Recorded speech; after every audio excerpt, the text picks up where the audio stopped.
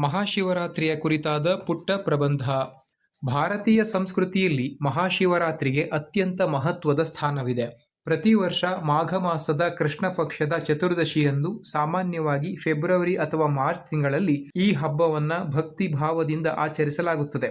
ಇದು ಅಜ್ಞಾನವೆಂಬ ಕತ್ತಲೆಯನ್ನ ಹೋಗಲಾಡಿಸಿ ಆಧ್ಯಾತ್ಮಿಕ ಜಾಗೃತಿಯನ್ನ ಮೂಡಿಸುವ ಪವಿತ್ರ ಹಬ್ಬವಾಗಿದೆ. ಪುರಾಣಗಳ ಪ್ರಕಾರ ದೇವತೆಗಳು ಮತ್ತು ರಾಕ್ಷಸರು ಸಮುದ್ರ ಮಂಥನ ಮಾಡುವಾಗ ಉದ್ಭವಿಸಿದ ಮಾರಕ ಹಾಲಾಹಲವನ್ನ ಶಿವನು ಕುಡಿದು ಜಗತ್ತನ್ನ ವಿನಾಶದಿಂದ ರಕ್ಷಿಸಿದನು ಎನ್ನುವ ಪ್ರತೀತಿಯಿದೆ. ಈ ವಿಷವು ಶಿವನ ಕಂಠದಲ್ಲೇ ಉಳಿದು ಅವನು ನೀಲಕಂಠನಾದನು. ವಿಷದ ಉರಿ ಶಮನವಾಗಲು ದೇವತೆಗಳು ಇಡೀ ರಾತ್ರಿ ಶಿವನ ನಾಮಸ್ಮರಣೆ ಮಾಡಿದರು. ಈ ಘಟನೆಯ ನೆನಪಿಗಾಗಿ ಶಿವರಾತ್ರಿಯನ್ನು ಆಚರಿಸಲಾಗುತ್ತದೆ. ಇದಲ್ಲದೆ ಇದು ಶಿವ ಮತ್ತು ಪಾರ್ವತಿಯರ ಕಲ್ಯಾಣವಾದ ಪುಣ್ಯ ದಿನ ಎಂದೂ, ಶಿವನು ಲಿಂಗ ಸ್ವರೂಪದಲ್ಲಿ ಉದ್ಭವಿಸಿದ ದಿನವೆಂದೂ ನಂಬಲಾಗುತ್ತದೆ.